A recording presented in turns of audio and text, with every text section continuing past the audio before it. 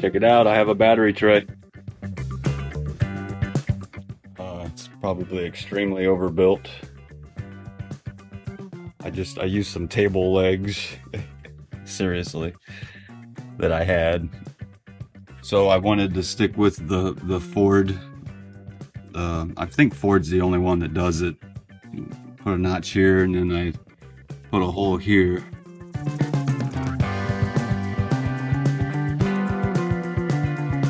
I made it bigger than it has to be because I might be able to get a wider battery in here, but it'll have to be the same depth. I knew that coming into it. This is as far out as I can be right here with this tray.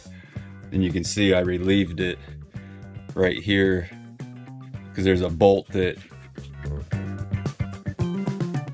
the grill bolts into, and then I had to shave it a little here because the grill rides right over top of it on its way over. So I've got, but yeah, anyways, so I might be able to put a wider battery in there, and either way it'll still mount the same with those notches in the bottom. So hopefully I can go like one size up, like maybe the size that's in my work van. If I did this right, should be able to, yep.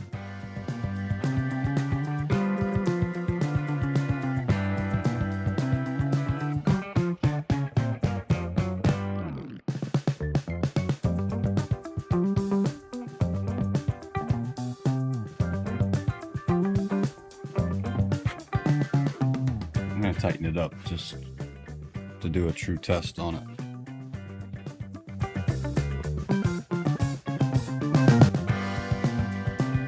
Put this plate, this was all rusted out behind here. This is where the air enters the heat box. And then it's also a vent. If you have it on cold air, like vent, you can switch it over to vent and then air just comes straight in from outside. And it was all Swiss cheese. It was all rusted through all the way around it. So I just put a plate in from here over to the end over there.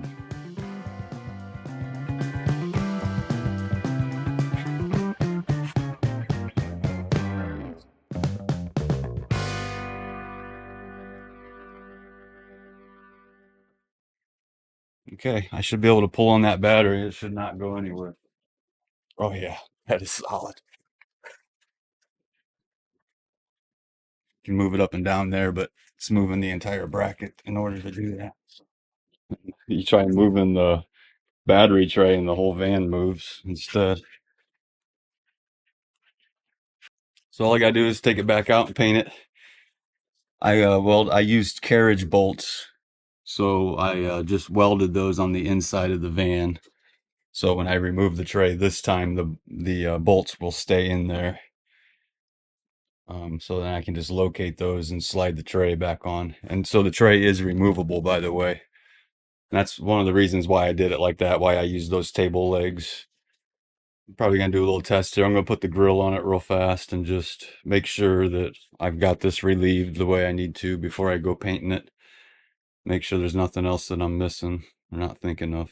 So there it is, battery tray. I'm getting close to starting this engine. Now I can start wiring everything.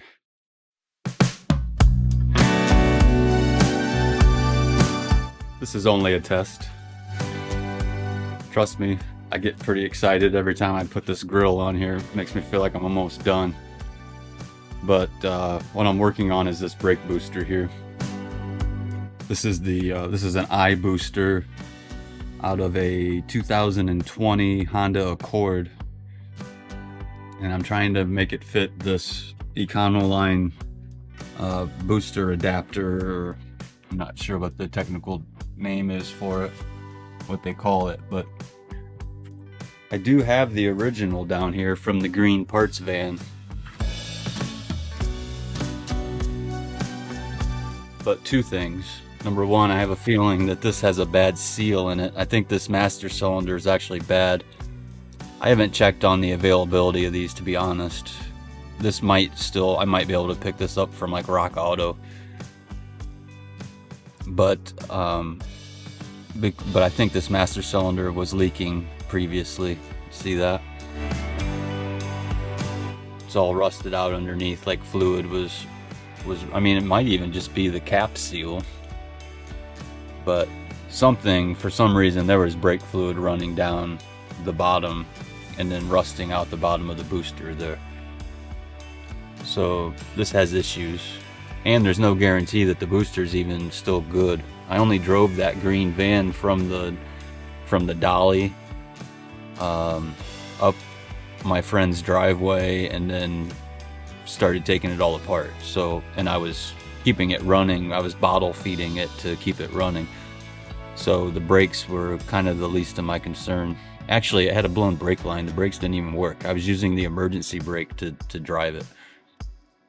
So there's a chance that this booster is even bad, and that I doubt is available, being such a specialty part. I don't think Ford used this on any other vehicles other than the Econolines. But anyways, so that's not the only reason. It's not just the fact that this is rusty and I might have to replace the master cylinder. I'm sure I could locate these parts. But, you know, I might go turbo on this. If I go turbo, then I lose vacuum. So anything that's vacuum assisted will be a problem with the turbo. So I would rather just have everything ready, just like the pistons, you know, just like the forged pistons in the engine. I could have got those pistons for half the price if I would have just got regular ones, or I might have even been able to use the original ones. I don't want any barriers. If I decide to go turbo, it's going to be a matter of contacting Stinger, ECU, and a manifold and a turbo, and then just reworking some of the exhaust work that I did. And that's why I did V-bands, so all that can be changed from the header, and just switch it to a 3-inch downpipe from the turbo. So I'm just kind of keeping that theme all along the way. I'm turning this into Swiss cheese, basically. This isn't fitting right, so I've drilled so many holes in this, tried it so many different ways. See, this is the best way so far right here. If you look down the line, you can see those wires right there. That's the issue right there. Maybe this hump here, but I can grind that down. But and then right here, but the hood actually almost shuts with it in there like that. But I've got to relieve it under here in order to get the booster. The way that I can get the booster to go all the way against the bracket is with this facing forward. So clocking this, turning the whole thing and clocking it a quarter. I can get this booster to go all the way into the bracket, which is why I drilled all those crude holes in there, was to get it to go in, only to find out that the hood wouldn't shut. And it's so far off that, you know, I can't relieve it. Even if I relieved this material here, or massaged it, so to speak, and knocked it in, it would still be bulging the hood up. I'm not really excited about building like a cowl on the hood, you know, putting a hood scoop on it just to relieve the brake booster. There's got to be a better way than doing it that way. So next, I'm going to grind away at this bracket, try to do a little test fit this way, see if it'll go that way. I mean, I'm already to the point where I'm going to have to add some metal and maybe put a plate in there or something. So might as well keep hacking it up. Stay tuned.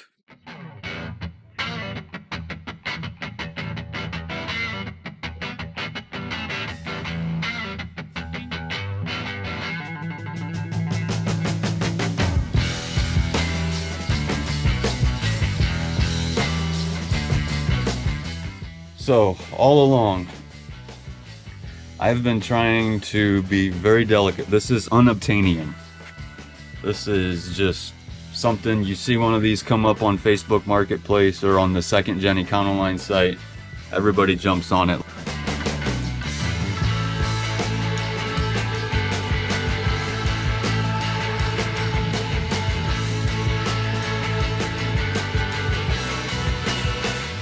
I have a reservoir on the way that's going to mount somewhere up here, and then I've got brake fluid resistant hose to go from the reservoir to this reservoir that's mounted on the master cylinder. But right now what I gotta do today is, because I hacked so much away from this plate right here, I need to now weld a plate to the face of it that is the exact footprint for the way this iBooster. This is the only way this booster will sit in here. Trust me, 6 hours tells me so. I spent 6 hours yesterday just reinstalling it, shutting the hood. If the hood hit, then I went back at it again. This is the only way this will sit in here without the hood hitting it. And the reason that this is so special, you take a step back, very little room here. So this takes forward, backward motion from the brake pedal. This rod right here comes from the brake pedal. When you push on the brakes, this would be the brake pedal sitting all the way up, waiting for you to hit it. When you hit the pedal, this lever moves like this, which pushes this rod in. This rod is currently not long enough, and now it is low. I started with this rod completely lined up with this here where it connects. And that's how much I had to move it down, like 3/4 of an inch to clear the hood. So that's what I'm doing today. I'm putting a plate on the front of this to fasten this securely to this adapter box bracket, and then beefing this up and adding an extender to connect to this here. That's the mission. I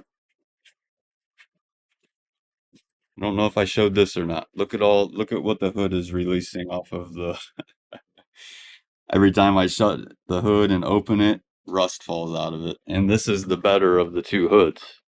This is the green hood. The silver hood that came on the van is up here.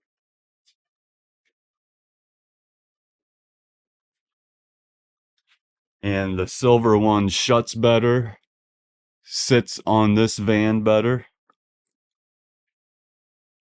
but the whole face of it is all rusted out, all along the front of it. This one is halfway there.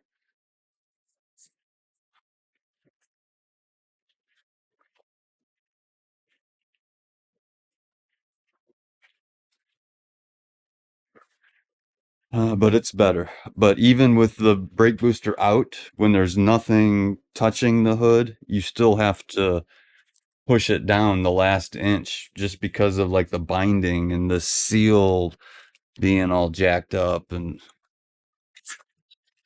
the seal here it just does not fit in this van very well.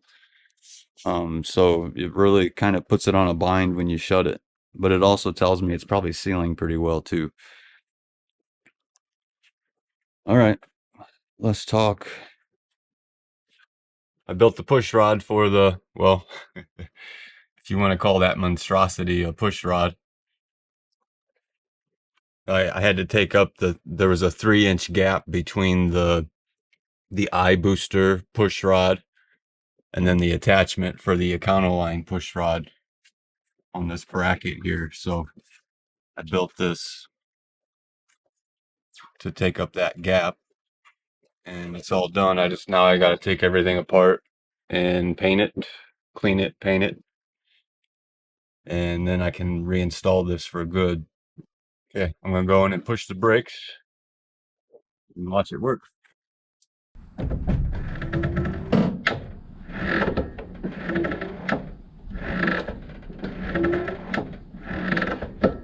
Seems to be full travel.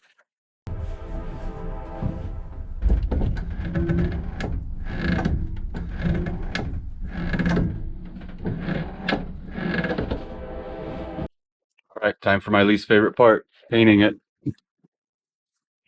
I am happy that it's in. If you detect disdain in my voice, it's only because I've been building that for 4 hours.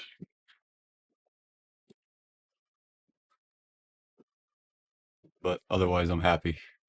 the reservoir, the brake reservoir on its way. It's supposed to be here Monday, so actually I should have all this back in the van come Monday. It'll be all right. Peace.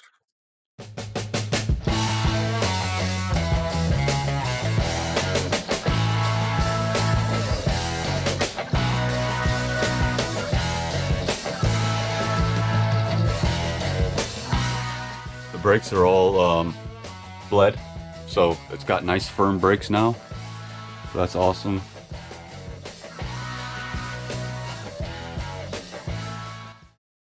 You can see the path that my drive shaft, that the electric motor is going to sit somewhere around here, and that drive shaft is going to go straight, and that's right where the emergency brake cable runs. See where it connects right here?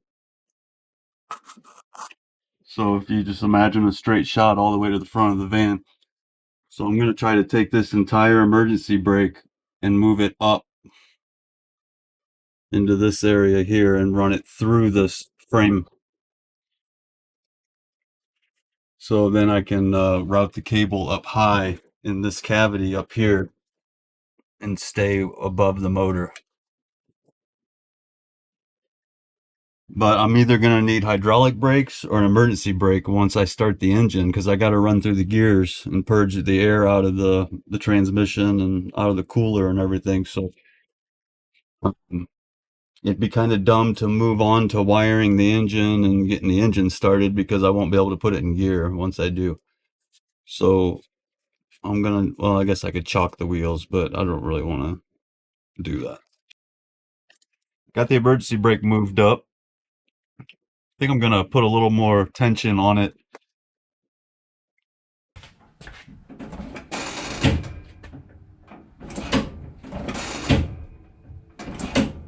Easy peasy. From this bracket on, it's just cable. Whereas, it's got the sheathing, I don't even know what you'd call that. Anyways, this is where it comes from, the handle inside the van comes through this hole, goes down. This bracket used to mount right there, the original cross member, and obviously it can't be that low, so I had to move it up. And it's just kind of at a funky angle, and the way that the bracket's built, I can't really bend it. But before I paint it, I am going to try to bend it again. Mess with it a little bit, and as stiff as it was, I thought, man, I'm not going to be able to move this the way I want it to. So it's just kind of at a funky angle, but it works fine. It's holding itself steady when you put the brake on. And I got that brake pedal set way down, maybe even too much. It's kind of close quarters right here. Your toe hits the actual lever before it hits the pedal, depending on, how you place your foot on here. Obviously, if you just put your toes here, then you're fine. But if you come in like this, then, you hit here. So I could correct that. I've got how much distance here? They're almost equal, but this brake pedal was all the way, and I ain't joking, was all the way up here.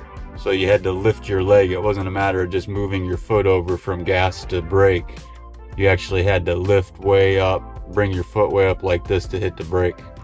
This pedal was over about here. I moved it a full inch towards the gas pedal to get it away from the steering column. Because it was so close. I remember when I drove it home from Carolina, the side of my foot was hitting when I go to hit the brakes, my foot would hit the steering column. I kind of started using the column to locate the brakes because it was so weird at first, lifting my foot that far to get down on the brakes. My foot kept getting stuck behind the pedal. So, bragging about this whatsoever. Still don't know how I'm gonna like it once I'm actually driving the van, but I did accomplish at least 3/4 of what I wanted to. So this is what I had to do.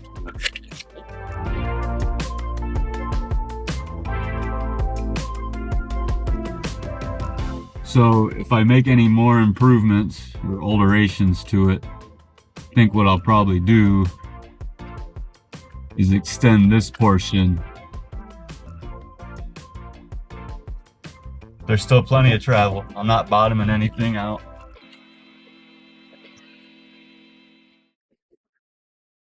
That's where the pedal ends, right there. So there's still plenty of room behind it. Getting full travel in the master cylinder.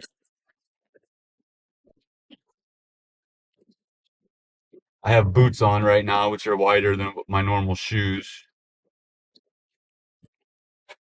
So still plenty far away from the...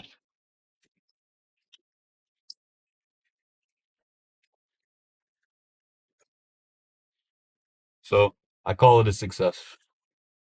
Before I bought this, because it wasn't cheap, I think I paid like $200 or $250 for this in the reservoir.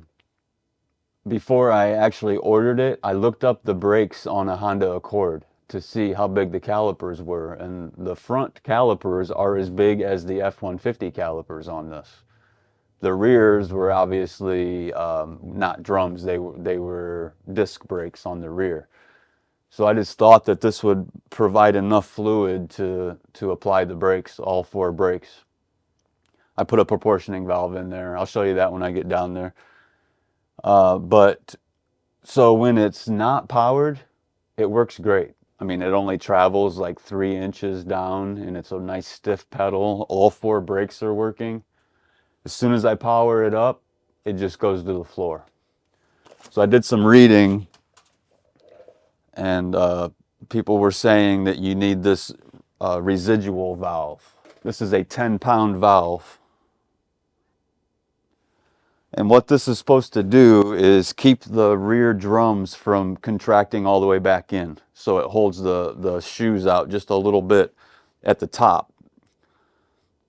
Because the bottom, you know, if you picture your shoes like this, the adjuster pushes the bottom of the shoes out, and then the wheel cylinder opens the top of the shoes. So what this residual valve is supposed to do is hold the top of the shoes out just a little bit without touching the drum, obviously. So that way when you apply the brakes, it only has a little bit of travel instead of doing the entire stroke of the wheel cylinder. But I mean, they're not very far away anyways. I don't know. I'm a little worried that this is not the secret sauce here. And I've already got them all, I've got the brakes bled, I've got everything hooked up, there's no leaks, and now I've got to get under there, cut the line, and flare the fittings underneath the van while brake fluid is leaking out, probably running up my armpits and everything else.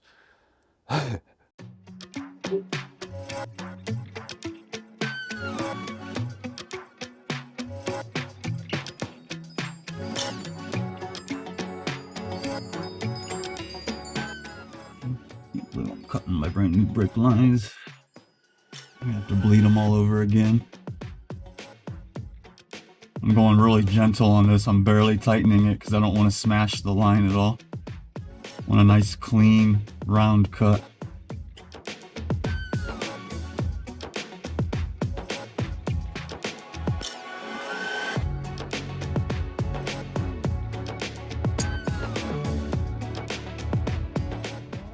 Make sure I put these fittings on here first.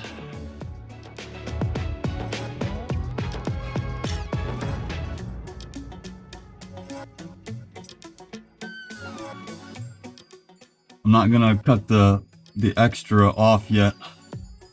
I'm just gonna concentrate on getting this flare done right here.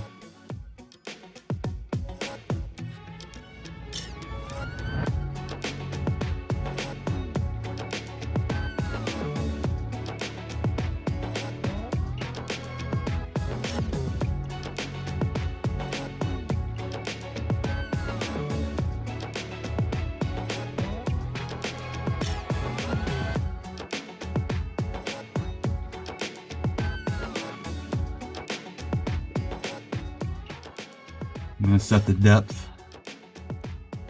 Setting the depth. The amount that I want sticking out of the flare tool is this amount right here.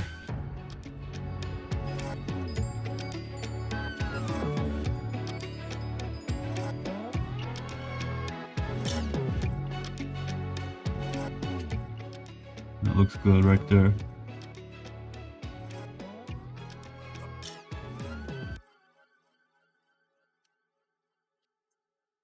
Okay. Make sure that's good and tight. Make sure the line doesn't slip back through the tool.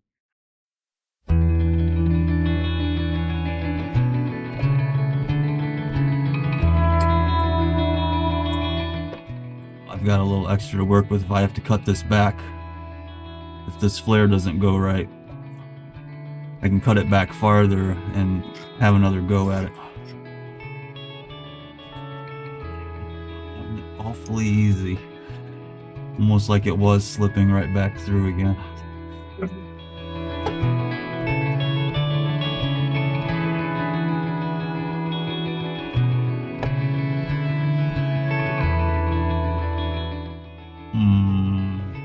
don't look right. Nope, I think it just pushed it right back in. Yep. Sure did. Didn't flare it at all. I think the brake fluid actually helped it, like a lube, slide right back through there.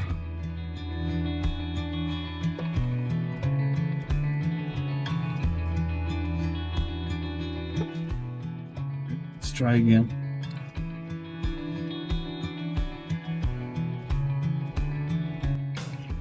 This time,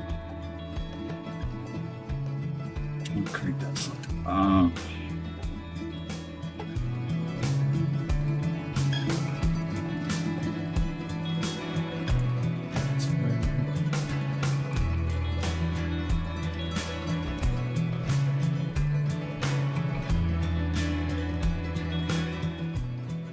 Way I can slip this time, right? Frozen.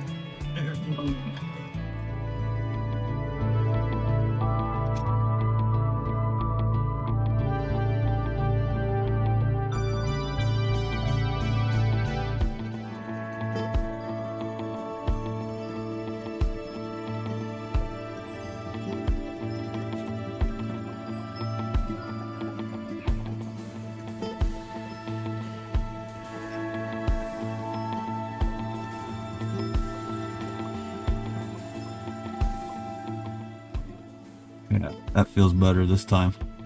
I've got some resistance going. Yep. I can tell it's not slipping this time.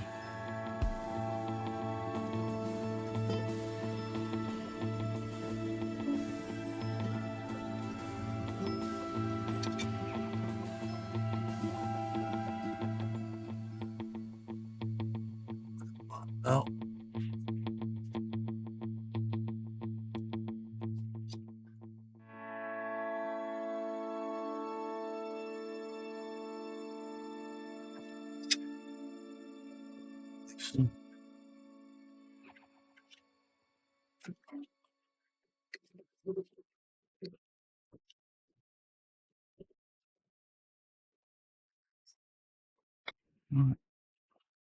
Is that crooked? Oh.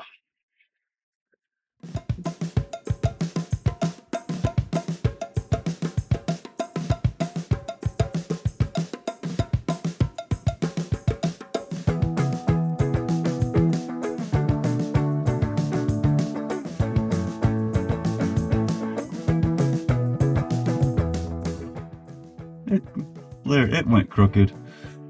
It just bent it straight down. What is going on? What I'm gonna do is just remove the line from the portioning valve. Do it on the bench. I'm gonna have to bleed these all out again.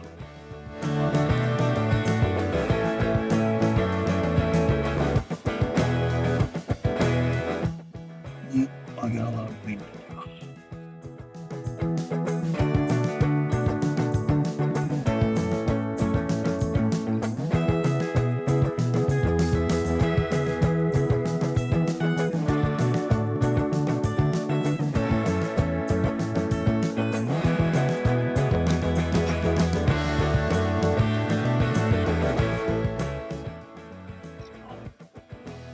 crooked.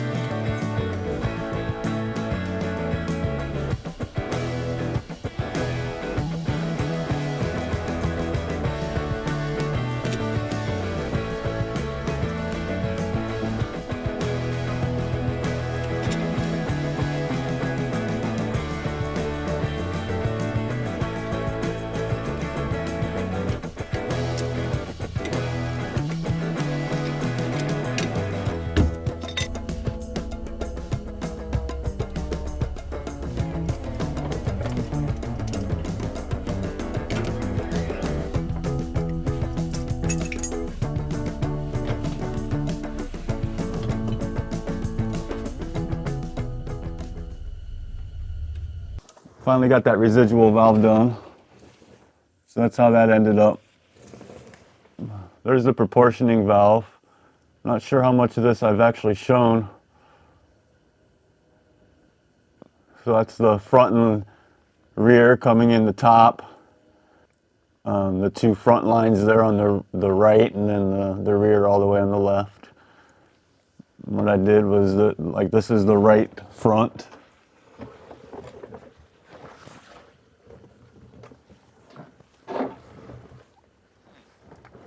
And I welded some brackets. I made some brackets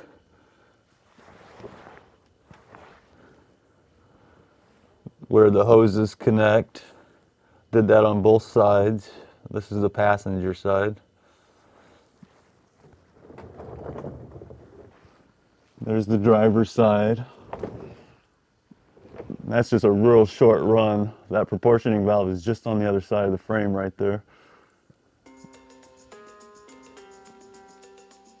Then these lines run through this system. It's pretty cool, actually. So here's the rear. This is the rear brake line here, and then return line, pressure line, and fuel vapor line or vent, however you want to say.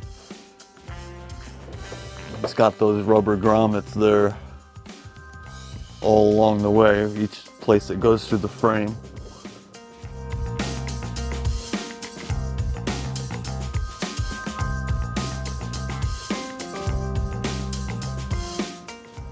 And then here's where the hose, the rear hose, connects to the hard line.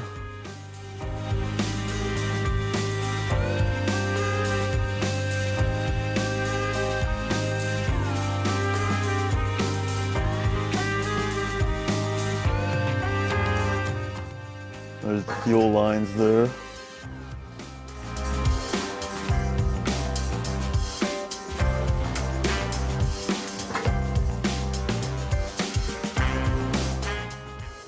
Emergency brake is on right now. I don't know if I captured any of that.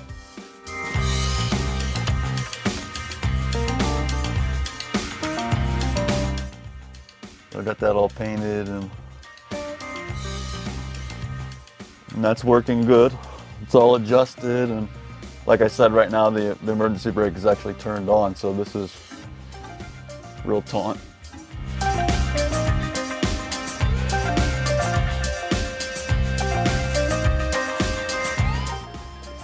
I just finished that residual valve.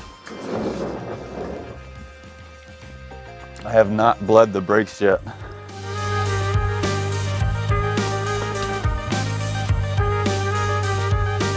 Let's see here. Well, they're still stiff with the booster off.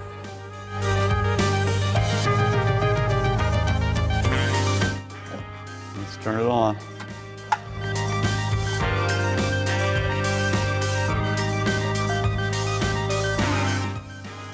Yeah, still the same. Like I said though, I haven't bled them yet. Maybe there's air in the lines. Maybe I didn't get all the air the first time.